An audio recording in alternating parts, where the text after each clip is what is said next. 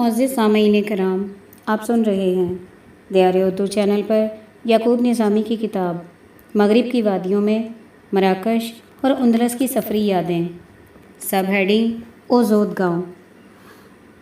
نعیمہ سے مراکشی کلچر پر باتیں کرتے، شہر، باغات، شہر جدید، صحرا اور پہاڑی علاقوں میں سے سفر کرتے آخر ہم اوزود پہنچے۔ یہ ایک چھوٹا سا گاؤں ہے جس کے ارد گرد چھوٹی چھوٹی پہاڑیاں ہیں، چند ہوٹل اور مختصر بازار۔ جہاں گاڑی کھڑی ہوئی تو دیکھا باہر ایک درمیانے قد کا بربر نوجوان کھڑا تھا، جس نے ہم سب کو ساتھ لیا اور بتایا کہ میرا نام حمید ہے اور میں آپ کا گائیڈ ہوں۔ آج آپ میرے ساتھ اس علاقے، گاؤں، ندی نالوں اور آبشاروں کی سیر کریں گے۔ شمیم، نعیمہ اور سکینہ نے گائیڈ کے ساتھ گاؤں اور گرد و نواح کی سیاحت پر جانے کی بجائے اپنے طور پر ایک سیر کا پروگرام بنایا۔ چونکہ خواتین پہاڑیوں پر چڑھنا اور اترنا پسند نہیں کرتیں، لیکن فرانسیسی، ہسپانوی، اطالوی اور ایک ویتنامی لڑکی نے گروپ کے ساتھ سیاحت کا پروگرام بنایا۔ گائیڈ کے ساتھ ہم اس قصبے سے نیچے اترے اور ایک ندی کو عبور کر کے سامنے پہاڑی پر جا پہنچے۔ اس پہاڑی پر بادام کے باغات تھے۔ بادام کا درخت زیتون کے درخت جتنا اونچا ہوتا ہے۔ گائیڈ حمید نے بتایا کہ فروری میں جب بادام کے شگوفے پھوٹتے ہیں تو یہ پہاڑی اور ارد گرد کا علاقہ انتہائی حسین بن جاتا ہے، جو اس بات کا اعلان ہوتا ہے کہ اب موسم سرما ختم اور جشن بہاراں شروع۔ چنانچہ بادام کے شگوفے پھوٹتے ہی اس علاقے میں ایک میلے کا سماں ہو جاتا ہے اور لوگ دور دور سے یہ خوبصورت مناظر دیکھنے کے لیے آتے ہیں۔ اہل مراکش میلے ٹھیلے کے بہت ہی شوقین ہیں اور جشن برپا کرنے کے بہانے تلاش کرتے رہتے ہیں۔ سال میں پہلا جشن بادام کے شگوفے پھوٹنے پر برپا ہوتا ہے، پھر یہ سلسلہ چل پڑتا ہے۔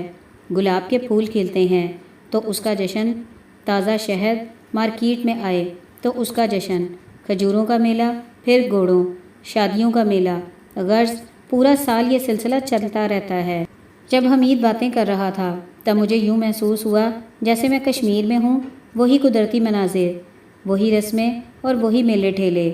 میں خود تو سری نگر نہیں گیا، لیکن اردو کے ممتاز ادیب اور کشمیر اداس ہے کہ خالق محترمی محمود ہاشمی، جو کافی عرصہ امر سنگھ کالج سری نگر میں اردو کے پروفیسر رہے، نے کشمیر کے میلوں کے بارے میں اپنی تصنیف نگارشات محمود ہاشمی میں لکھا ہے۔ کشمیر کا سب سے مشہور میلہ بادام کا شگوفہ پھوٹنے پر ہری پربت پہاڑ کے دامن میں لگتا ہے۔ یہاں بادام کے درختوں کی بڑی افراد ہے۔ بہار کے موسم میں ان پر تازہ تازہ کھلے ہوئے گلابی اور سفید رنگ کے شگوفے بڑے بھلے معلوم ہوتے ہیں۔ مارچ کے مہینے میں کشمیری ان شگوفوں کے خیر مقدم کے لیے دور دور سے جمع ہوتے ہیں اور سارا دن ان درختوں کے جھنڈ میں ادھر ادھر گھوم پھر کر گزارتے ہیں۔ بادام کا شگوفہ پھوٹنے کے ساتھ ہی کشمیر میں میلوں کا ایک لمبا سلسلہ شروع ہو جاتا ہے۔ جس طرح کشمیر میں بادام کا شگوفہ پھوٹنے پر کشمیری جشن مناتے گاتے اور میلے کا سماں باندھتے ہیں، اسی طرح مراکش کے لوگ بھی آخر فروری میں بادام کا شگوفہ پھوٹنے پر جشن مناتے ہیں۔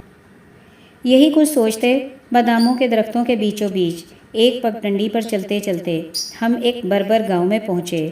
گاؤں چند مکانوں پر مشتمل تھا۔ ان کی بناوٹ پہاڑی مکانوں کی طرح ایک منزلہ تھی، جن کو باہر اور اندر سے سرخ مٹی سے لیپ کیا ہوا تھا۔ ایک کمرے پر مشتمل مکان کے سامنے صحن میں چادروں پر مکئی کی چھلیاں دھوپ میں ڈال رکھی تھیں۔ یہ چھلیاں پیلے رنگ کی تھیں۔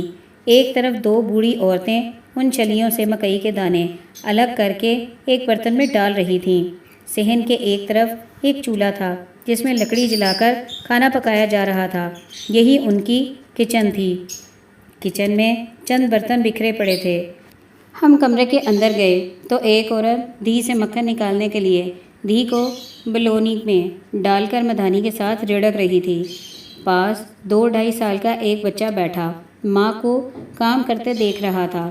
ماں جب بچے کو دیکھتی تو مسکراتی اور پھر کام میں جٹ جاتی۔ گاؤں کے ارد گرد کھیت کھلیان تھے۔ ایک بربر گدھوں کی مدد سے زمین میں ہل چلا رہا تھا۔ ساتھ والے کھیت سے مکئی کو کاٹ کر چھلیاں الگ کرنے کا کام گاؤں کی عورتیں کر رہی تھیں۔ گائیڈ حمید نے بتایا کہ گاؤں کے لوگ ایک دوسرے کی مدد کے لیے ایک ساتھ جمع ہو کر کام کرتے ہیں، یعنی آج یہاں لیتری تھی۔ یہ عورتیں کام کرنے کے ساتھ ساتھ گانے بھی گا رہی تھیں، یوں ایک خوشگوار ماحول میں ہنستے کھیلتے مل جل کر کام کرنے میں مصروف تھیں۔ سیاحوں کو دیکھ کر انہوں نے کام کرنا بند کیا اور کھڑی ہو کر ایک گیت الاپا جو بہت ہی سریلا تھا۔ غالباً یہ پردیس سے آئے ہوئے سیاحوں کو اپنے ہاں خوش آمدید کہہ رہی تھیں۔ اس گاؤں بلکہ پورے علاقے میں بربر قبائل اکثریت میں تھے اور وہ عربی کی بجائے بربر زبان میں بات چیت کرتے ہیں۔ عربی بھی سمجھ لیتے ہیں لیکن گفتگو بربری زبان میں کرتے ہیں۔ ہم کھیتوں کے کنارے کنارے چھوٹے چھوٹے راستوں پر چل رہے تھے۔ اس گاؤں کے بعد ہم ڈھلوان کی طرف چلتے ہوئے دریا پر جا پہنچے۔ دریا گاؤں سے کافی گہرائی میں نیچے بہہ رہا تھا۔ دریا کنارے مقامی پتھروں سے ایک چھوٹا سا کمرہ نظر آیا۔ ہم اس کے اندر گئے تو یہ پن چکی تھی جہاں ایک بربر مکئی کے دانوں سے آٹا پسوانے میں مصروف تھا۔ یہ عمل سست تھا۔ چکی آہستہ آہستہ چل رہی تھی اور آٹا تیار ہو کر نیچے گر رہا تھا۔ ڈیوٹی پر مامور آدمی تھوڑے تھوڑے وقفے پر اٹھ کر آٹا ایک بیگ میں ڈالتا جاتا تھا۔ کمرے کے اندر زیادہ جگہ نہیں تھی، اس لیے ہم باری باری اندر جاتے، پن چکی دیکھتے اور باہر آ جاتے۔ اب ہم نے دریا کنارے اس طرف چلنا شروع کر دیا جس طرف سے دریا بہہ کر آ رہا تھا۔ یہ مشکل اور تنگ پگڈنڈی تھی جس میں ایک وقت میں صرف ایک ہی آدمی چل سکتا تھا۔ اگر سامنے سے کوئی اور آ جاتا تو کسی ایک کو کھڑے ہو کر راستہ دینا پڑتا تھا۔ دریا کنارے جگہ جگہ مقامی لڑکے ٹھنڈے مشروب فروخت کر رہے تھے۔ یہ مشکل اور تنگ پگڈنڈی تھی جس میں ایک وقت میں صرف ایک ہی آدمی چل سکتا تھا۔ اگر سامنے سے کوئی اور آ جاتا تو کسی ایک کو کھڑے ہو کر راستہ دینا پڑتا تھا۔ دریا کنارے جگہ جگہ مقامی لڑکے ٹھنڈے مشروب فروخت کر رہے تھے۔ اب ہمارے دائیں طرف دریا جبکہ بائیں طرف پھلدار درخت تھے جن میں خوبانی، سیب، آلو بخارے، انار اور پھگواڑے یعنی انجیر کے درخت تھے، بلکہ انجیر کے پھل بھی تیار تھے۔ ہم ان راستوں پر چلتے ہوئے ایک جگہ پہنچے جہاں چھپڑوں میں 2-3 قہوہ خانے تھے۔ گائیڈ نے کہا کہ ہم 15 منٹ یہاں قیام کریں گے۔ قریب دریا بہہ رہا تھا اور پانی ایک تالاب یعنی ڈاب کی شکل میں جمع تھا۔